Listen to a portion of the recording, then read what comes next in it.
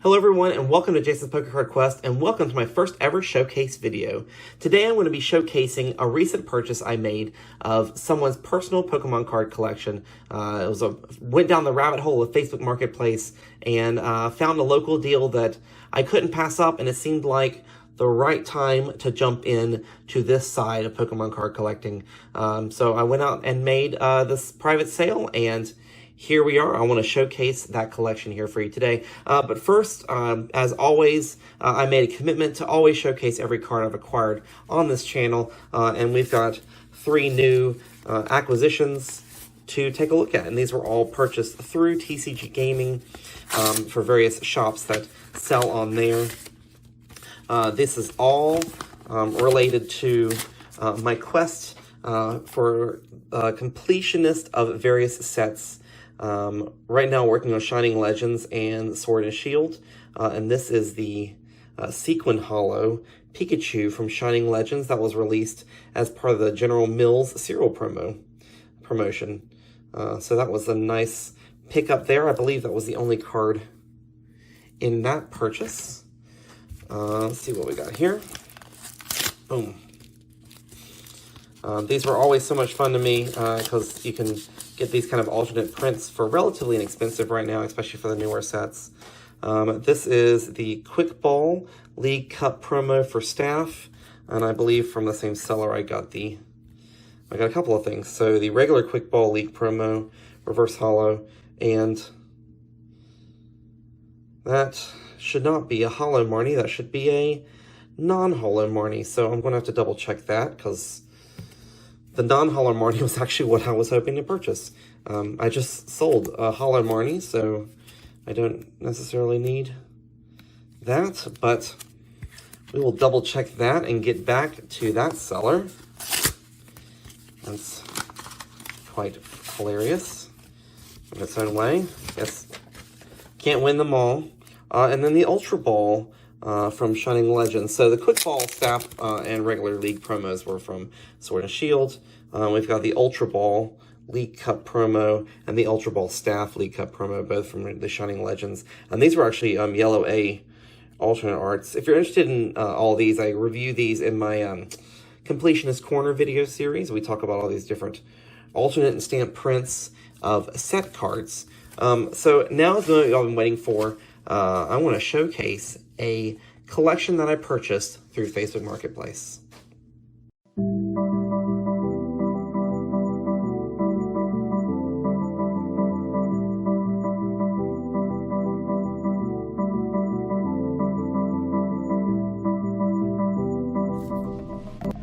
Alright, so here's some basic information about this purchase that I made. I offered the gentleman $200 for what I saw was he posted about 8 or 9 pages of this particular binder. There were a couple things that really struck my fancy. There were a couple Charizards from some Neo sets. There was a Dark Raichu from Team Rocket. Everything looked like in pretty good condition, but this being my first purchase, I didn't really want to go down really asking in-depth questions about quality, so he was just looking for offers. He had it posted for $1, as a lot of folks do on Facebook Marketplace, and I offered him $200. So of course the goal here is for you to determine, was this a good purchase for me, and I will tell you what I've assessed the value of at the end of this video. Some basic stats about this particular collection. There are 1,105 cards. That's 1,105 cards. There are cards from over 60 sets across the Pokemon era. There's a couple Shadowless, there's a couple, several first editions from Jungle and Team Rocket, a lot of cards from the EX, from the Nintendo era, a small smattering from XY, and nothing from the Sun and Moon era that I am seeing off the bat. There are 110 rares with 40 rare hollows, and a couple of interesting things in here that you guys can see if you agree with my assessment on what I found. But I'm just going to show you everything that's in here, and you guys hopefully will enjoy this collection, because after I am done filming this video, I'm going to tear this apart and start incorporating some of it into my personal collection, and maybe sending some things off to get graded for future, who knows, whatever. So there was a stack of cards. He just gave me a box. He said, here, have these. I'll flip through them real quickly. There's nothing terribly thrilling and exciting, but there's some, base set, some cards that are in fairly good condition. I mean, that one's not great. This War Turtle has seen way better days. But then there are some that are, most of these base sets are on the rougher side. Gust of Wind, Potion, Energy Full Heal, some more energy, Ekans, Krabby. So these are the fossil ones. You can tell some of these have also seen better days. Internet Cuban. I had this group sorted by set. Lickitung is also not great. And then we go into Team Rocket Returns. These are actually pretty good condition.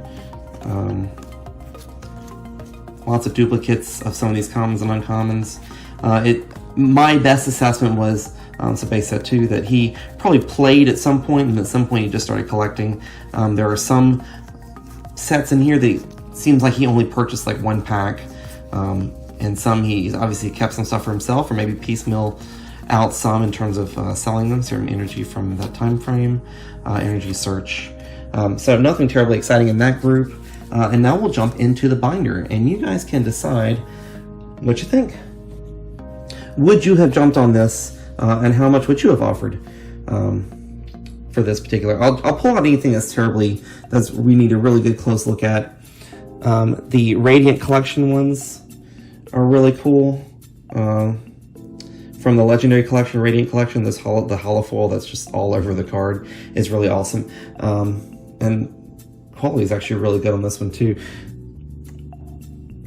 The value on those is not as much as you would think. When you start looking at individual value of cards for pretty much anything, it's pretty interesting how things change based on, there's perceived value, right? In terms of value of packs. And then there's the actual value of the cards that are in these packs. And you can get a lot of these for fairly inexpensive. Let me fix this. All right, that's better.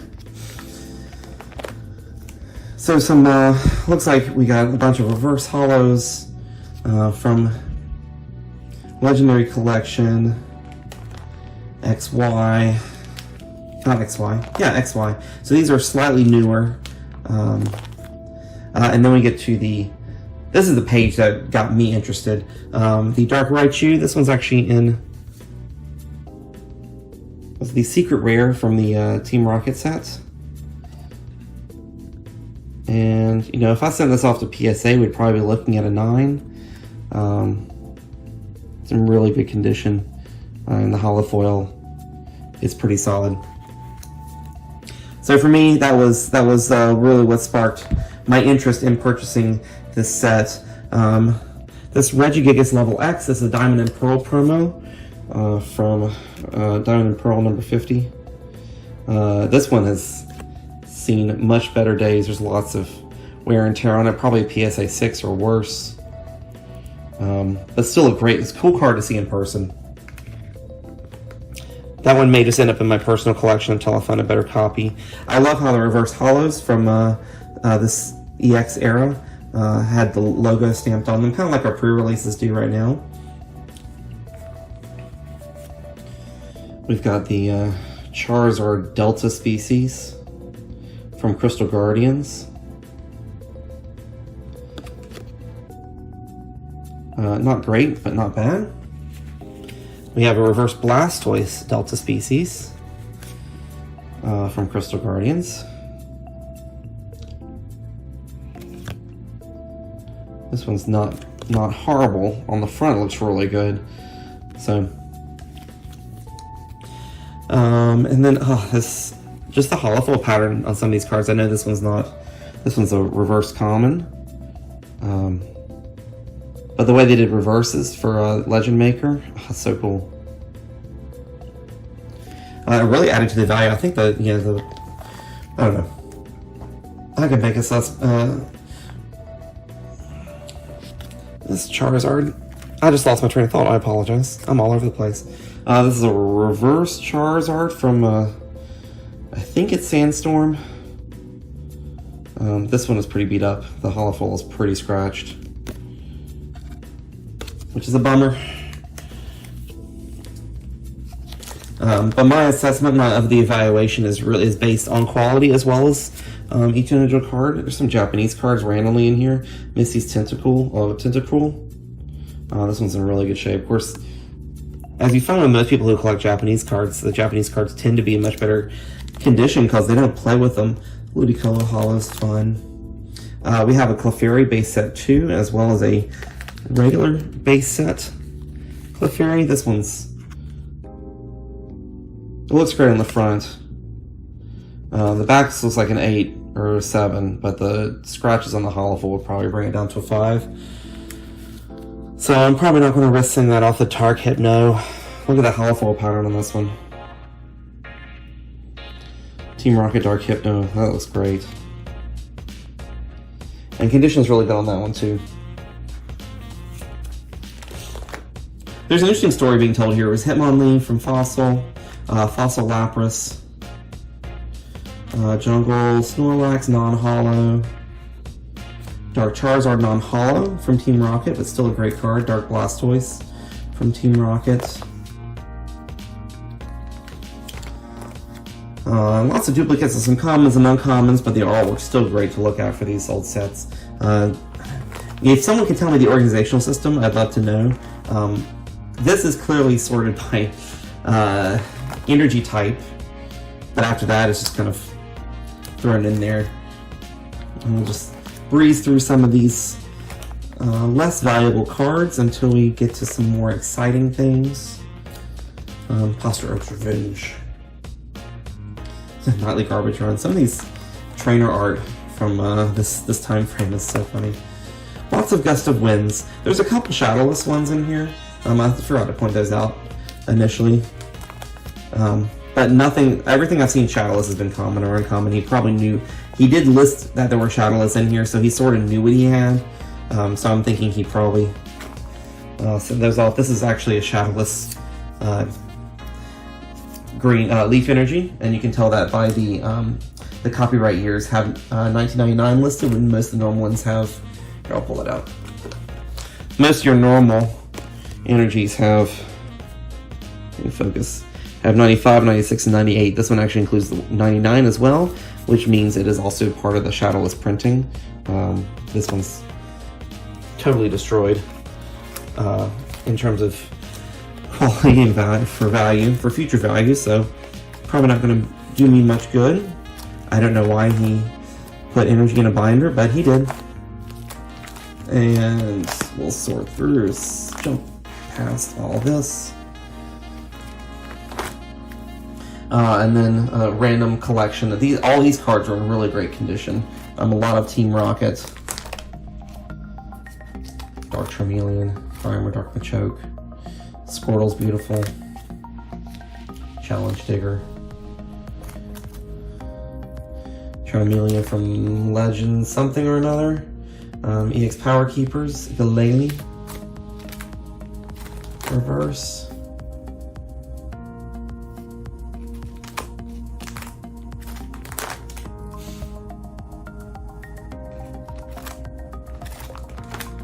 I mean, even some of these older sets, you don't see a lot of them. Random e-reader cards in here. If you don't see a lot of them, seeing the artworks of the commons and uncommons is just stunning. Random page of Japanese cards, which I appreciate. They're all in really great condition, but the rares I think are filed away in the front of the binder, so not as much in the back in terms of value and excitement. But a couple reverse rares, reverse commons and uncommons in the back here. And those for the older sets are really fun. That's Cyndaquil. Look at that Cyndaquil. All the color in the background. That's awesome. Not too shabby there. And I think I breezed through a couple I was going to show you that I had a question, and you guys might have saw it as it went by and said, hey, what about that? I think it was in the fire section. There were a couple level X's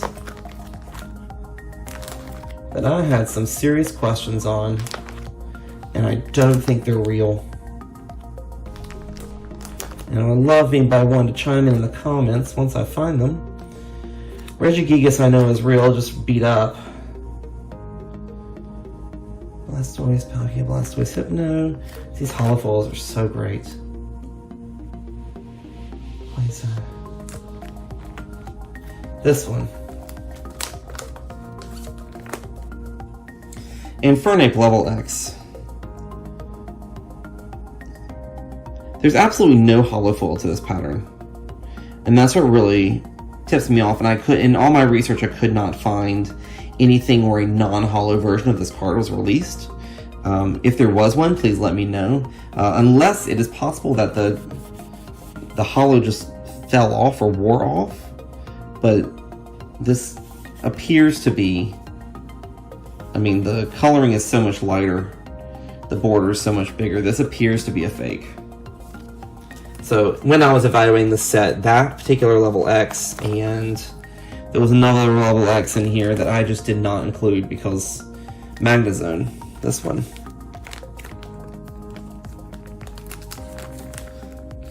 I do not believe this is a legit card.